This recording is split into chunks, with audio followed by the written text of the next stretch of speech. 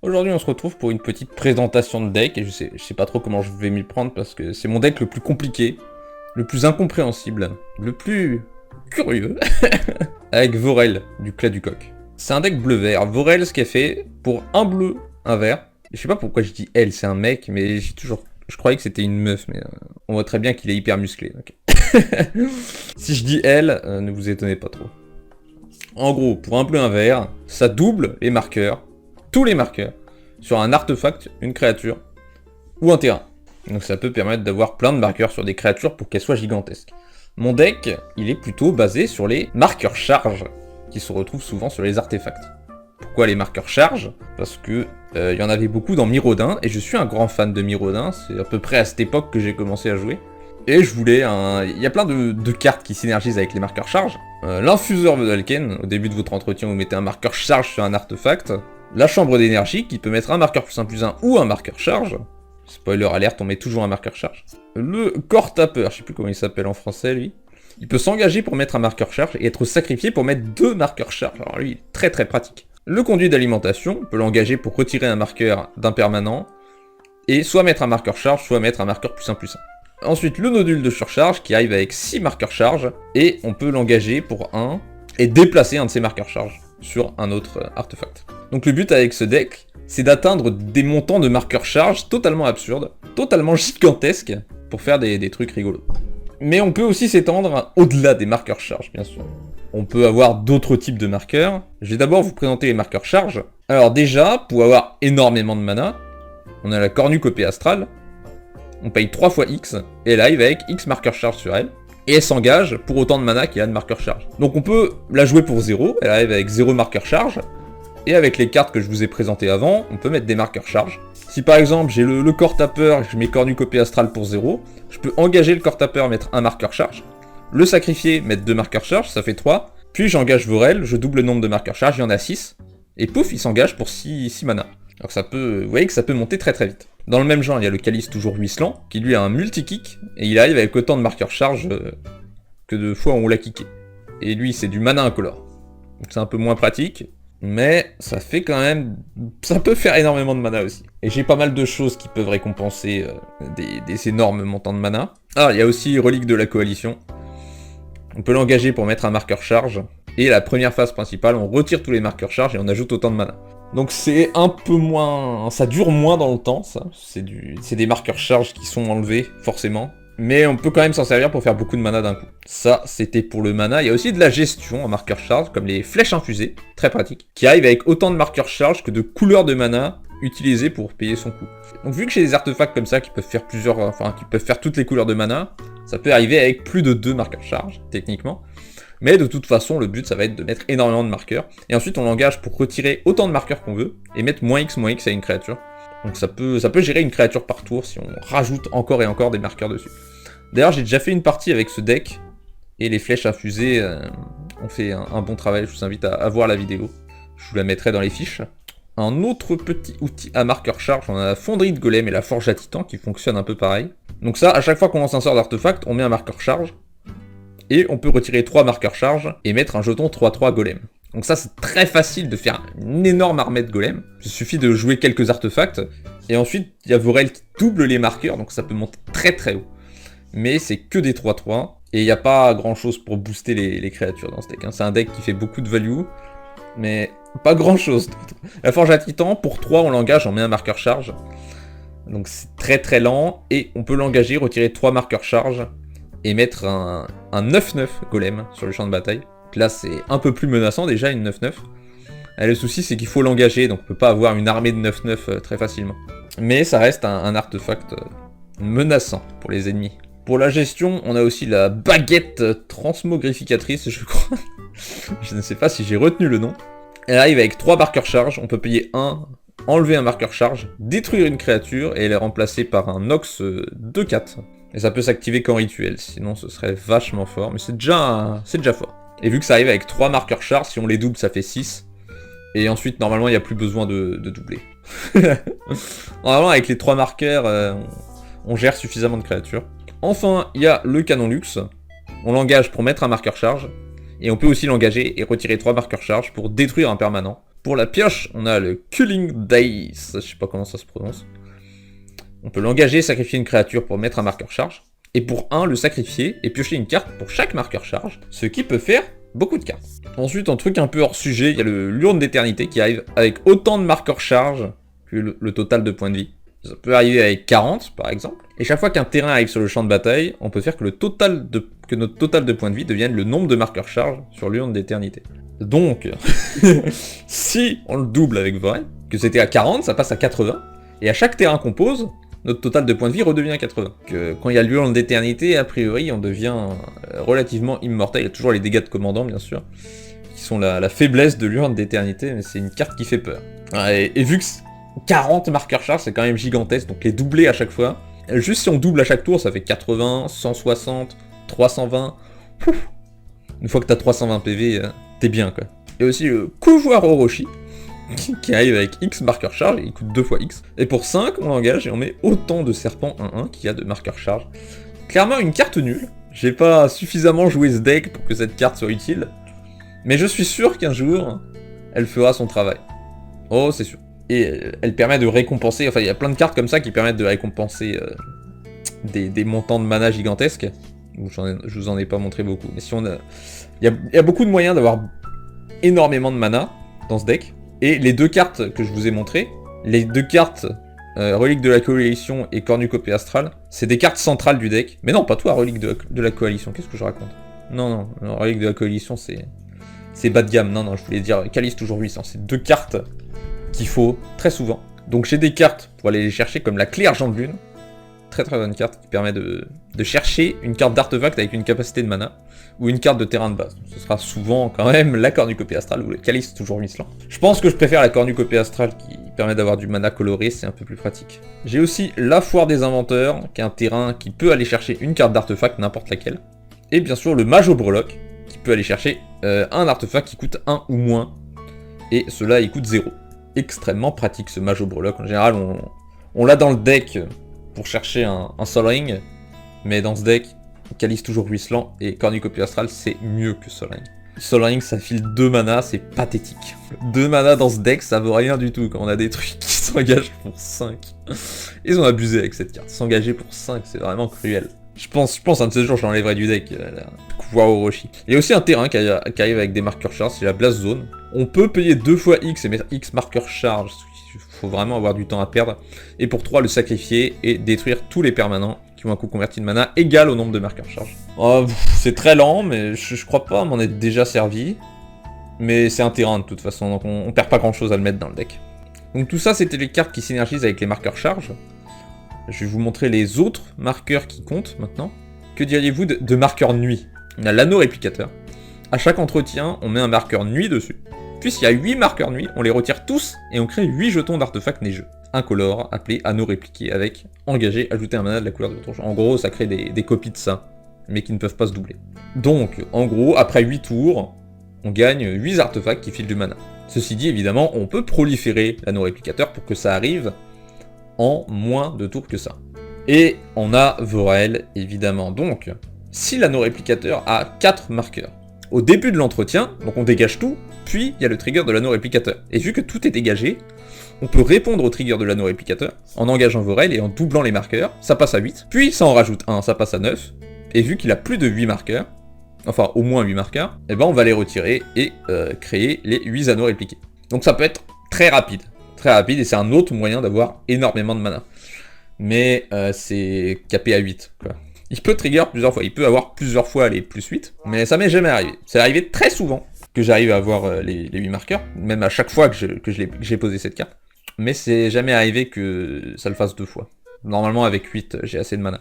Ah, un terrain très pratique, c'est les terrains de nidification, qui permettent de déplacer un marqueur sur un autre permanent. Vraiment très pratique dans ce deck. C'est un terrain qui va déplacer des marqueurs charge. Et vu qu'il y a des trucs qui arrivent avec beaucoup de marqueurs charge, en fait les marqueurs charge n'ont pas la même valeur selon les permanents sur lesquels ils sont. Vous avez vu tout à l'heure avec l'urne d'éternité, qui va souvent arriver avec 40 marqueurs charge. Si on utilise un truc qui retire un marqueur de ça, ça change quasiment rien. Alors qu'il y a d'autres trucs où s'ils ont 3 marqueurs charge, c'est déjà gigantesque. Moi je disais que j'ai arrêté de parler des marqueurs charge. Les marqueurs stock, comme le réseau des anneaux de mage, pour 1 en langage on met un marqueur stock, et on peut retirer X marqueur stock et ajouter X mana incolore. Ça peut servir, surtout quand on prolifère en fait. Bon, on va forcément pour mettre un marqueur à un moment, mais jamais plus, hein, on va pas stacker les marqueurs. Et ensuite, si on prolifère, on peut proliférer sur autant de permanents qu'on veut, donc autant le faire là-dessus, et ça peut finir par servir d'avoir un truc qui file genre 5 mana. Et là, évidemment, Helix Pinnacle, avec les marqueurs tour, pour X, on met X marqueur tour, et si au début de l'entretien, il y a 100 marqueurs tour, on gagne la partie. C'est très rigolo comme carte, et vu que j'ai plein de moyens de faire des quantités débiles de mana, rarement mana infini, même si c'est possible, eh ben, ça peut arriver à 100. Ça m'est arrivé une fois, de le mettre à 100. Mais c'est vrai que quand tu joues ça, les gens ont tendance à te focus. Vite fait, parce que ça paraît un peu énorme, 100. J'avais le réacteur de son brassier dans le deck, avant. Lui, il faut 20 marqueurs charge, et on gagne la partie directe. Sauf que ça, tu le mets, et tout le monde va te focus, et le deck est trop faible pour permettre de se faire focus. Donc j'ai juste enlevé le réacteur de son brassier, c'est dommage, mais c'est... J'ai gagné une fois avec, parce que les gens faisaient pas attention. En fait, dès qu'il y a 10 marqueurs, tu les doubles avec Vorel, ou même il y en a 5, tu doubles 2 fois. Ouais, ça peut aller extrêmement vite. Ensuite, j'ai quelques créatures avec les marqueurs +1/+1. Il y a la baliste ambulante, bien sûr. Elle est avec X marqueurs +1/+1, elle coûte 2 fois X. Et on peut retirer un marqueur pour qu'elle inflige une blessure à une cible, à n'importe quelle cible, en fait. Donc ça, c'est classique dans les decks où on peut faire énormément de mana. Le rampeur cristallin, lui, on peut retirer un marqueur +1/+1 pour mettre un mana de la couleur de notre choix. Et là, avec 2 marqueurs +1/+1. Enfin, non. Un marqueur pour chaque couleur de mana. Il peut s'engager pour mettre un marqueur +1/+1. Donc c'est aussi un moyen d'avoir énormément de mana. Et en même temps, ça peut être une énorme créature. Vu qu'on peut doubler les marqueurs avec Vorel, forcément. Pour la pioche, j'ai l'oracle gravé. Pour 1, on retire 4 marqueurs. Et le joueur ciblé pioche 3 cartes. Et l'automate abruti, lui, on retire 2 marqueurs et on pioche une carte. Il n'y a pas à payer 1, donc c'est vraiment très très très forte, cette carte dans le deck. Et on peut se défausser des cartes pour lui rajouter des marqueurs +1/+1, mais clairement dans ce deck, il n'y a pas besoin. Donc là, je viens de vous montrer tous les trucs sur lesquels mettre des marqueurs. Maintenant, je vais vous montrer comment on met les marqueurs. Alors, vous en avez déjà vu un peu. Donc, je vous ai parlé de la prolifération, vu que dans ce deck, on a plein de cartes sur le champ de bataille qui vont toutes avoir des marqueurs. La prolifération, c'est très très bien, parce qu'on va juste mettre un marqueur sur tous les trucs. C'est vraiment la meilleure chose qu'on puisse faire, de proliférer dans ce deck. Donc, on a bien sûr Contagion Clasp. Juste pour 4, on l'engage, ça prolifère. Encore une raison d'avoir énormément de mana dans le deck. Toujours, ça fait toujours plaisir. Et quand il arrive sur le champ de bataille, on met un marqueur -1/-1 sur une créature. Et du coup, on peut proliférer ce marqueur -1/-1 aussi. C'est juste de bonus. Après, il y a la même chose en mieux. Contagion Engine. Lui, quand il arrive, il met un marqueur -1/-1 sur chaque créature qu'un joueur contrôle. Et ensuite, pour 4, on l'engage, on prolifère, puis on reprolifère. Donc là, on va mettre 2 marqueurs sur tout ce qui a un marqueur. Ça, c'est vraiment hyper bien dans le deck. Et du coup, on va également raser le board de quelqu'un, puisqu'on va mettre -3/-3 à toutes ces créatures. Et à chaque fois, on rajoute 2 marqueurs -1/-1, que voilà, un peu embêtant pour cette personne, cette malheureuse personne.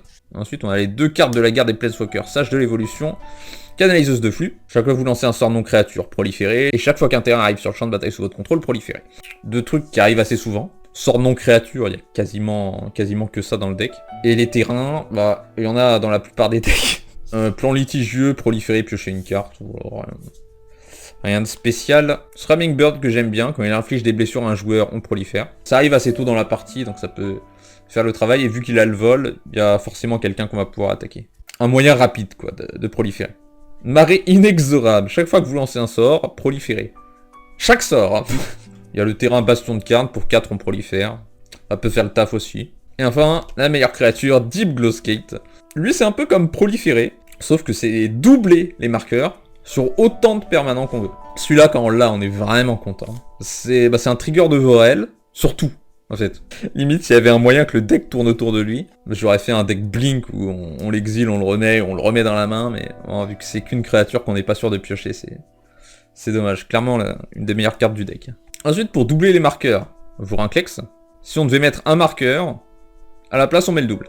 Un peu lent à jouer, mais ça c'est quand même une 6/6 piétinement, c'est la vérité. Doubling Season, le seul proxy du deck, parce que j'avais pas envie de l'acheter. C'est la même chose en fait. C'est la même chose, mais ça marche aussi avec les jetons. Et vu que vous avez vu, j'ai plusieurs cartes qui mettent des jetons. La fonderie de golem, la forge à titan, cette connerie de couvoir Orochi, bien sûr. Les anneaux réplicateurs, j'ai jamais fait la synergie, j'avoue. Doubling season et tout, anneaux réplicateurs. Pour avoir les 16 d'un coup. Ouais, je viens d'y penser, j'avoue. Je ne pensais pas, parce que c'est principalement pour les marqueurs, mais vu que ça marche aussi avec les jetons, c'est juste le petit plus, le petit plus. En dernier, bien sûr, pire Rascal imaginatif. Si on veut mettre un marqueur sur un permanent, à la place, on en met un de plus. Ça ne double pas, ça en met un de plus. La plupart du temps, ça fait pareil, sauf pour Vorel qui double, du coup. Et si on prolifère, bah à la place, on prolifère 2 fois. Petite synergie amusante avec pire, et le pinacle de l'hélice que je vous ai montré plus tôt. En fait, ça, pour X, on met X marqueur. Donc, si on a 50 mana, qu'on paye 50, ça va en mettre 50, et avec pire, ça va en mettre 51. Du coup, c'est pas ouf. Il faut payer 50 fois 1, et à chaque fois, ça va en mettre 1 de plus avec pire. Donc pour la même quantité de mana, à la place d'en mettre 51, on en met 100. Parce qu'on dit, je vais faire ça pour 1 mana, puis je le refais pour 1 mana, puis je le refais pour 1 mana. Je trouve que c'est assez marrant comme synergie. Assez amusant. Alors à savoir que l'X Pinnacle, ça a le linceul, donc on peut pas le cibler avec Vorel. Sinon on pourrait gagner beaucoup plus vite. Mais cette petite synergie avec Pire, j'ai déjà gagné, c'est comme ça que j'ai gagné avec Elix Pinnacle d'ailleurs, c'est grâce à Pire. Il suffit d'avoir 50 mana au lieu de 100, donc ça va forcément beaucoup plus vite. Enfin, il y a les synergies avec Vorel, puisque c'est quand même la base du deck. Anneau d'éclairade, donc si on active une capacité, on peut payer 2 pour la copier, si c'est pas une capacité de mana. Donc ce qui fait qu'on quadruple les marqueurs au lieu de les doubler avec Vorel. Pareil pour Bracelet l'illusionniste, on l'attache à Vorel, et quand elle active sa capacité, elle est copiée. Donc ça quadruple aussi. Il y a Minamo, qui permet de dégager un permanent légendaire. On dégage Vorel, on peut réactiver, donc il faut 6 mana du coup. Vu que ça, il faut payer 1 bleu et l'engager, donc on perd 2 mana. Puis on paye 2 mana 2 fois. Donc... Mais c'est un moyen. Il y a l'aura de Pémine, qui permet de dégager la créature enchantée autant de fois qu'on veut. Donc là, si on a beaucoup de mana, RIP. En gros RIP, et on peut également rendre inciblable la créature, par des sorts ou des capacités. Quand je joue ça, il faut répondre au cast. Sinon c'est fichu. Donc vous avez vu, j'ai beaucoup de choses qui s'engagent dans ce deck, et du coup il y a toute une synergie de dégagement, qui peut être très utile. Je vous ai déjà montré quelques trucs qui permettent de dégager Vorel, ça peut aussi dégager d'autres choses. Enfin, ça c'est quasi spécifiquement pour Vorel. Je crois pas m'en être servi sur autre chose, mais ça peut permettre de générer du mana infini, également. Par exemple, si je mets tout bêtement un fidèle de Cura, qui permet de s'engager pour dégager un permanent, et que comme par hasard, j'ai ma cornucopée astrale, eh bien il suffit qu'elle ait 2 marqueurs charge pour que ce soit un combo infini. J'engage ça, je prends 2 mana bleus, je dégage, je reprends 2 mana bleus, avec 1 mana bleu, je dégage le fidèle, je l'engage, je dégage, je reprends 2 mana bleus.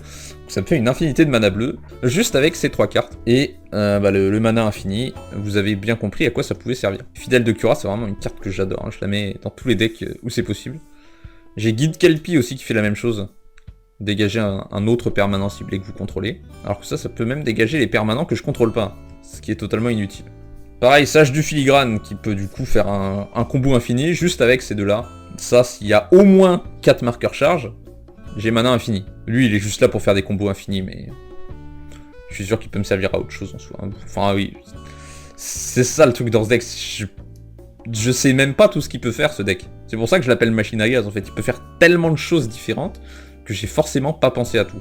J'ai mis le Servant Voltaïque, une carte complètement naze. Au début de votre étape de fin, dégagez un artefact ciblé. Et il m'a servi plus de fois que je n'ose l'admettre. Ah, c'est tout bête, c'est une commune de Dominaria. Mais je sais pas, je l'aime bien, je l'ai joué dans un deck standard à l'époque. Et elle ne m'a jamais déçu. Elle est toute bête, mais elle m'a jamais déçu. Par contre, il n'y a pas de combo infini, vu que ça le fait une fois. Ensuite, Horloge débridée, bien sûr, dégagez tous les artefacts que vous contrôlez pendant les caps de dégagement de chaque joueur.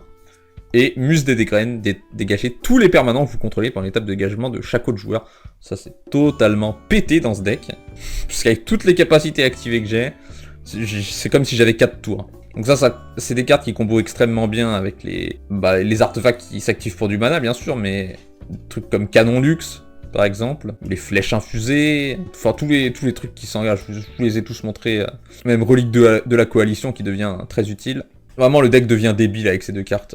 Horloge débridée, Muse des dégraines, c'est vraiment trop bien. Il y a aussi la clé variable, pour 1 on dégage un artefact, et pour 3 une créature ne peut pas être bloquée, donc si j'arrive à faire une grosse créature avec 5000 marqueurs, ça m'est arrivé, Ça m'est arrivé de faire une... Récemment, j'ai fait une 4000...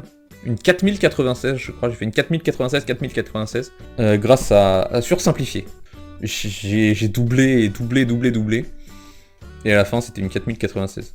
Et enfin, Tézéret, le chercheur, qui permet de dégager jusqu'à 2 artefacts avec son plus 1. Mais il n'est pas souvent joué pour son plus 1. C'est son moins X, cherchez votre bibliothèque pour une carte avec un coût converti de mana inférieur ou égal à X. Et mettez-la sur le champ de bataille. Et ça peut me servir. Je fais le moins X, X égale 0, donc il perd même pas de marqueur. Et je vais chercher la cornucopée astrale, je la mets. Alors j'ai 3 dernières cartes pour le mana. Mox Opal, ça ajoute un mana si on contrôle 3 artefacts ou plus. Très fort, je l'avais ouvert dans un booster VIP. Je sais pas si vous vous souvenez. Torque de Liquid Metal qui transforme n'importe quoi en artefact. Et ça peut devenir pratique si je transforme Vorel en artefact. Bah vu que j'ai plusieurs cartes qui permettent de dégager des artefacts, je peux dégager Vorel de cette manière. Ça m'est arrivé d'être obligé de le faire comme ça. Je fais Torque de Liquid Metal, ça devient un artefact, je l'engage, je le dégage avec les variables, et puis je peux l'engager. Et de toute façon, ça file un mana. Enfin, c'est très... Ça fait toujours des trucs rigolos, cette carte. Je la mets souvent dans des decks. Enfin, enclume d'apparence. Quand elle arrive sur le champ de bataille, on peut exiler une carte non terrain de la main. Et les cartes qui partagent un type de carte avec la carte exilée coûtent 2 de moins. On va exiler un artefact. Si possible, une créature artefact. Et là, du coup, les créatures et les artefacts vont coûter 2 de moins. Je vous ai montré plutôt plein de créatures artefacts. Il me reste à vous montrer les synergies artefacts. Tout ce qui peut avoir du sens avec tous les artefacts que je vous ai montrés. L'arc-mage Vedalken, à chaque fois que je lance un sort d'artefact, je pioche une carte. Duration des pensées, affinité pour les artefacts, piocher 2 cartes. Surveillant de pensée, affinité pour les artefacts, piocher 2 cartes. Mais c'est une créature cette fois. Padim, je crois qu'en 50 000 parties, je l'ai jamais pioché lui. Si on contrôle l'artefact qui a le coût converti de mana le plus élevé, on pioche une carte au début de l'entretien, et ça donne défense talismanique aux artefacts. Ce qui est très fort parce que les artefacts ils deviennent rapidement la cible une fois qu'ils ont 50 000 marqueurs charge dessus. Donc ça doit être bien d'avoir défense talismanique, mais comme je vous l'ai dit, je l'ai jamais pioché cette carte. Et je viens d'y penser, autre synergie avec Torque de Liquid Metal. S'il y a lui, il suffit de l'engager pour donner défense talismanique à tout ce qu'on veut. Je dis hop, c'est un artefact, et du coup il a défense talismanique. Récupérateur Mire qui permet de renvoyer un artefact depuis le cimetière dans notre main. J'ai aussi un terrain qui fait ça. Il y a Emery qui fait la même chose. On peut relancer une carte d'artefact depuis le cimetière en l'engageant. Elle coûte 1 de moins pour chaque artefact. Celle-là, je l'ai mis il y a pas longtemps, donc j'ai pas encore pu la jouer. Forge de son passier pour mettre tous les artefacts indestructibles. J'ai mis Jin Gitaxias. Je vois qu'on losse un sort d'artefact ou d'éphémère. Il est copié, et ça se déclenche qu'une seule fois partout. Mais ça peut faire énormément de value. Et quand un adversaire lance un sort d'artefact d'éphémère de rituel, il est contrecarré. Et ça ne le fait qu'une seule fois par tour également. C'est bien chiant pour les adversaires, et bien pratique pour moi. Lui aussi, je l'ai mis il y a pas longtemps et j'ai pas encore pu le jouer. Les 2 dernières cartes, pas des moindres car elles sont full art. Le Métamorphe Phyrexian, qui arrive comme une copie d'une créature ou d'un artefact. Et Ugin, le dragon esprit, qui est juste pété dans le deck. Pour moins X, il exile tous les permanents qui coûtent X ou moins et qui ont au moins une couleur. Donc tous mes artefacts restent en jeu. Et tous les gens qui jouent des trucs de couleur, ils ont plus rien. Ouais, ça fait un peu rager, mais écoutez, il est si joli. Comment on peut en vouloir un dragon aussi mignon? Je l'avais ouverte dans un booster aussi. De toute façon, toutes les cartes full art que vous voyez, je les ai ouvertes dans un booster sur cette chaîne. Et le reste, c'est des terrains. J'ai mis les terrains artefacts quand même, pour les synergies qu'il y a. Les ruines englouties, pour récupérer un artefact du cimetière dans la main. Et les ruines de l'académie qui fait à peu près pareil. Voilà. En gros, c'est un deck extrêmement intéressant. Je devrais essayer de vous mettre plus de parties avec lui sur la chaîne. Parce que vous verrez qu'il fait des trucs différents à chaque partie de ce deck. Il est totalement imprévisible, même pour celui qui le joue. Bon, j'espère que cette vidéo vous a plu. Et si vous arrivez à trouver des synergies dans mon deck avec les cartes que je vous ai montrées, auxquelles je n'aurais pas pensé, c'est fort probable. Hein. On peut pas penser à tout dans ce deck. N'hésitez pas. Allez, à plus. Pardon pour le coup dans le micro.